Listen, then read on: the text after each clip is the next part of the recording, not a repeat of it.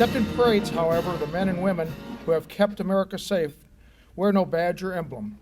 You can't tell a vet just by looking. What is a vet? He's the cop on the beat who spent 6 months in Iraq sweating 2 gallons a day, making sure the armored personnel carriers didn't run out of fuel. He is a barroom loudmouth, dumber than 5 wooden planks, whose overgrown frat boy behavior is outweighed 100 times in the cosmic scale by 4 hours of exquisite bravery near the 38th parallel. She or he is the nurse who fought against futility and went to sleep sobbing every night for 12 months in Da Nang. He is a POW who went away with one person and came back another, or didn't come back at all. He is the 3 anonymous heroes in the Tomb of the Unknowns, whose presence in the Arlington National Cemetery must forever preserve the memory of all anonymous heroes whose valor dies unrecognized with them on the battlefield or in the ocean's endless deep.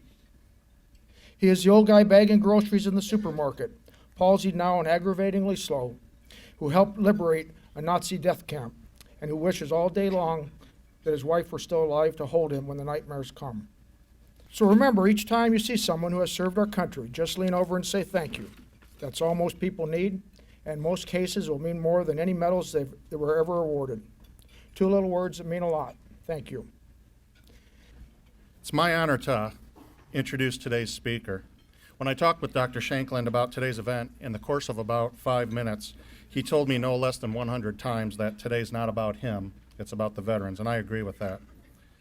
What I will tell you about Dr. Robert Shankland, beyond what you can read in today's program, is that in 1967, while draft eligible, he had a deferment and was told by the commission that he needn't enlist because there was a large enough pool of candidates. Already awarded with his doctorate degree in dentistry and practicing in Berrien County, Michigan, Dr. Shankland enlisted anyway.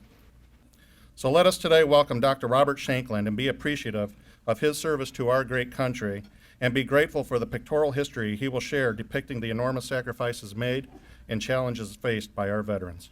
Dr. Shankland. There are heroes here today, but I'm not one of them.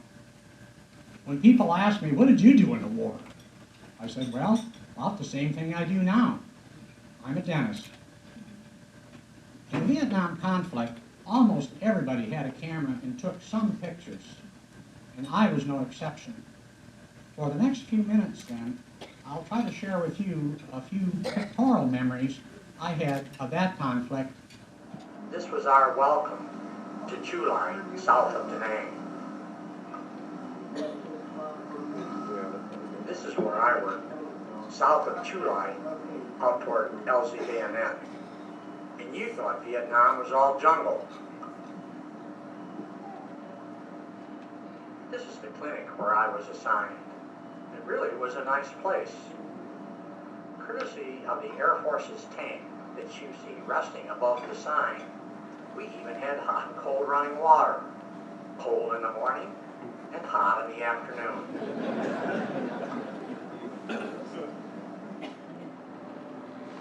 Too often on their return to the United States, Vietnam veterans were scorned, called thugs, baby killers, or worse. But they had answered their country's call, often at no little peril to themselves.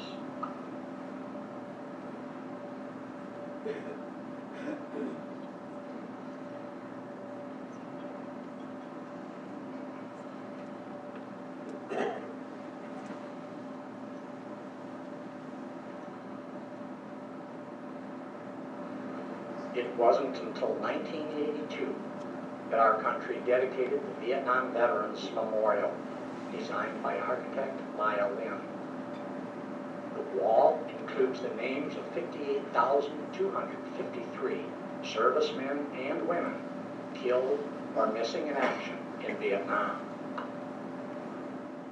In closing, I would like to paraphrase an editorial that appears every year in the Wall Street Journal.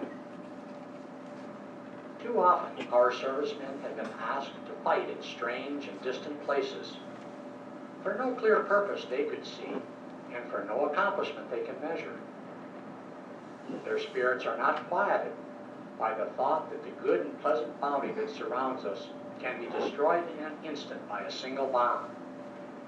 They find no escape, For our survival and comfort now depend on the unpredictable strangers in far-off corners of the globe. When they turn for leadership to men in high places, they find those men as frail as any others. But for all our problems, we remain the longest enduring society of free men, governing themselves without benefit of kings or dictators. Being so, we are the marvel and the mystery of the world. For your help in preserving those liberties, thank you to all veterans, and to the Vietnam veterans, welcome home. It is now with great pleasure that I present Dr. Shanklin with this flag flown over the Capitol on behalf of Kiwanis Club and Senator Lugar for your commitment, your dedication to veterans throughout our country, and for the service that you served. Thank you so much.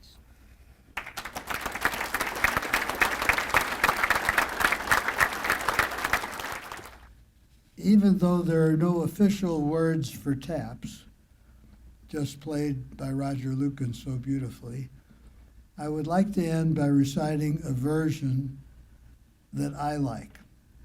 And I dedicated it to those of my buddies in my infantry company who did not make it across the ride with me. And to your buddies who did not make it in somewhat similar circumstances. Taps. Day is done, gone the sun.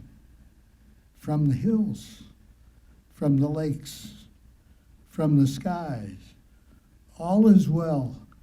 Safely rest, God is nigh. Fades the light, and afar goes the day, and the stars shining bright. Fare thee well, day is gone, night is on. Go to sleep, peaceful sleep. May the soldier and the sailor God keep on the land or the deep, safe in sleep.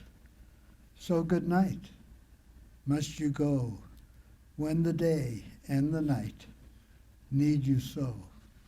All is well, speeding all to their rest.